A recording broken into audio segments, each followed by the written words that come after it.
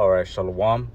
First and foremost, I want to start off by giving all praises, honor, and glory to Yahweh, Bahashem, Yahweh Shai, Bahashem, Rahakodash. Double honors unto the apostles and the elders of the great millstone, the taught us his truth. Shalom also to the Akim who shin the word in sincerity and in truth, and to the speckled bird across the four corners of the world, and to the few sisters who are listening to you, I say Shalom. Lord willing, this will be an edifying lesson on the brother Kadashi from the JMS Chicago camp. And I just wanted to get into this quick lesson concerning courage, man, because in this truth, even before we came into this truth, man, we really didn't understand. We really didn't understand what it meant to be a man. So now, us coming into this truth, we're stepping into our manhood and really cultivating the qualities of what a man should be and how a man should act and how a man should ultimately carry himself, man. And one of those things is that we must, as men, have courage, man. See, courage, when you actually look up the definition of courage, man, it actually goes into having that strength, even when you're scared, man. You see, having courage is ultimately being able to push on despite you being afraid. You see, and the Lord said this is Joshua 1:9, have not I commanded thee? So this is a commandment. Be strong and of a good courage. So the Lord is commanding us to be strong and of a good courage. And who was he telling this to, man? He was telling this to Joshua. And it's so spiritual that the Lord is telling this to Joshua as well, man, because Joshua, he was what? He was the successor of Moses. Moses wasn't able to take the children of Israel to the promised land. So that ordeal was what? Given to the next person in line, which was Joshua, man. And to what?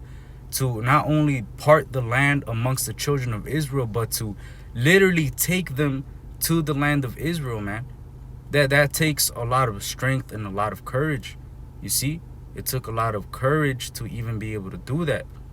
And you also got to realize that Joshua also was one of the mighty men of war that was out there conquering these other the Jebusites, the Perizzites, the so on and so forth, all the ites, man. He was out there conquering all these other nations, man. So completely annihilating these nations, man. You could read all about it in the book of Joshua, man. You see? So we gotta make sure that we actually not only understand the context of these scriptures and why the Lord is even saying this, but we got to know, the Lord, these scriptures are also for us, man. It's for our exhortation so that we could strengthen ourselves through these scriptures, man. You see, so the Lord told Joshua what? It says, have not I commanded thee? Be strong and of a good courage. Be not afraid, neither be thou dismayed, for the Lord thy God is with thee whithersoever thou goest. So the Lord was strengthening Joshua, man. And ultimately, these scriptures now in these last days, they're a comfort unto us, man, because what the scriptures say this is Romans 15:4. It says, and whatsoever things were written aforetime, right, were written for our learning. So whatever things were written aforetime, they're actually for our learning, for our education, so that these things could be drawn out of us again. It says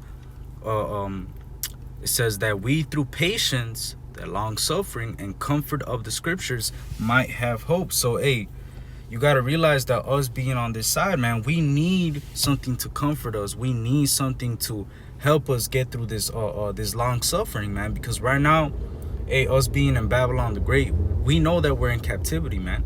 And sometimes when we experience things in this captivity, whether it be dealing with Esau or dealing with the woman or dealing with whatever things this life might throw at you, guess what, man? You gotta have strength and courage, man. You gotta have the strength not only to endure that, but you also gotta have the courage to bear the indignation of the Lord, man. Because whatever the Lord throws at you, you gotta be able to handle that, man. To be able to have courage in the face of danger, man, that's true valor. A lot of people do not have that, man. Matter of fact, I'm gonna go look up that word for courage real quick. You know, let me see. It says courage. Let's get that word real quick. It says courage. It says the ability to do something that frightens one. It says strength in the face of pain or grief. And let's get at the other definitions. It says or synonyms. It says bravery, braveness, valor, fearlessness, nerve, daring, boldness. Hey, do not the scriptures say that the righteous shall be bold as a lion? You see? So the righteous, hey man, you gotta also think about the courage that's all throughout the scriptures, man. Hey, a lot of men of the Lord had courage in the times of great trials, man. In times of great adversity. Think about Shadrach, Meshach, and Abednego, man. They were about to step into the fiery furnace, but they had the strength and the courage to tell Nebuchadnezzar, we will not be careful. Matter of fact, let's get that, because that's a very good example concerning concerning strength and courage, man. Not being afraid or dismayed, because that is a commandment, man. And right now, hey, us being in these last days, guess what? We're going to have to show strength and courage when that whole hour of temptation comes, when that MOTB comes, man. Because these people, you got to realize that these people are going to fold during the hour of temptation, man. They're going to be afraid. They're going to be dismayed. They're not going to have no strength or no courage, man. All they're going to be thinking about is how they're going to eat, how they're going to pay their bills. If they don't get this C-HIP, they're not going to be able to do none of these things, man. They're going to be taken by fear. They're going to be driven by dismay. They're going to be driven by being scared, man. And that's going to ultimately push them to do the wrong decisions. You see? So let's keep reading. It says right here, let's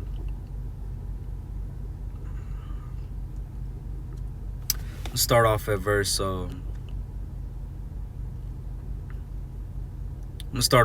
13, man. It says Daniel 3:13 says, then Nebuchadnezzar in his rage and fury commanded to bring Shadrach, Meshach, and Abednego. Then they brought these men before the king. Nebuchadnezzar spake and said unto them, is it true, O Shadrach, Meshach, and Abednego, do not ye serve my gods, nor worship the golden image which I have set up? Now if ye be ready, that at what time ye hear the sound of the cornet, flute, harp, sackbut, psaltery, and dulcimer, and all kinds of music, ye fall down and worship the image which I have made. Well, but if but if ye worship not, ye shall be cast the same hour into the midst of a burning fiery furnace. And who is that God that shall deliver you out of my hands? So Nebuchadnezzar is basically telling them, if you don't bow down to this image, then guess what? In that same hour, you're gonna get tossed into this fiery furnace. But if you do, worship and fall down and so on and so forth, it's gonna go well with you. But if you don't, this is what's gonna happen. So basically, Nebuchadnezzar is letting them know, if you serve, you'll be good. But if you don't serve, you're gonna die. And let's see what Shadrach, Meshach, and Abednego did, man. Let's see what strength and courage they portrayed. It says, Shadrach, Meshach, and Abednego answered and said to the king, O Nebuchadnezzar, we are not careful to answer thee in this matter. So basically, they told the king, look, we don't give a fuck what you're saying, man. We're not about to hold our tongue for you. We're about to let you know what it is. It says, if it be so, our God whom we serve is able to deliver us from the burning fiery furnace, and he will deliver us out of thine hand, O king. But if not, be it known unto thee, O king, that we will not serve thy gods nor worship the golden image which thou hast set up. First and foremost, the amount of strength and courage to be even able to tell that to Nebuchadnezzar, man? To be able to tell that to somebody that's saying that they're about to kill you, man, if you don't do something. Shadrach, Meshach, and Abednego, the three holy children, they did not give a fuck, man. You see? They showed strength and courage. They showed boldness, man, by telling the king, we will not be careful to answer you in this matter. See, the Lord is either going to deliver us or he's not going to deliver us. And if he doesn't deliver us, we're still not going to bow down to your little fucking golden image, man. All right? And that's the type of strength and courage that we got to have, man, as men of the Lord, and first as men, but most importantly as men of the Lord, man, because we're out there as teachers. We're out there breaking down these scriptures. We got to have strength and courage to do that, man. The Lord didn't give us a spirit of fear, but of power, love, and of a sound mind. There's a reason why the Lord gave us that hell of a spirit to even have that strength and that courage, man. It's because it requires a lot of courage, man. It requires a lot of courage to even be out there in these streets preaching this word, man. It requires courage to even stand before the face of your enemies and let Esau know that they're falling down, man. It requires courage to even be able to just endure, man. Saint Benji said this one time, man. The beloved elder Saint Benji right here in JMS Chicago, he said to even just survive 1 year in this truth is crazy, man. You see? So imagine the apostles and elders that been in this truth for 30 plus years, man. 30 plus years they've been in this truth. Imagine the strength and courage that they've had to exhibit, man, in this truth. This truth requires us to be men. You see? It says, the scripture says, show yourselves men. It says, let me see if I could get that. It says, oh, ye transgressors. Yup. This is Isaiah 46:8. Remember this and show yourselves men. It says, bring it again to mind, oh ye transgressors. So, hey, man, we're supposed to be showing ourselves men.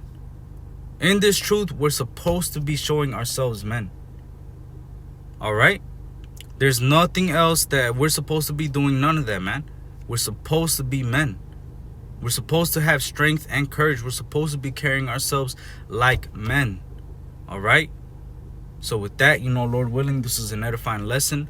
I want to give all praises, honor, and glory to Yahweh, Bahashem, Yahushai, Bahashem, Hakudash, Shalom, and Abba.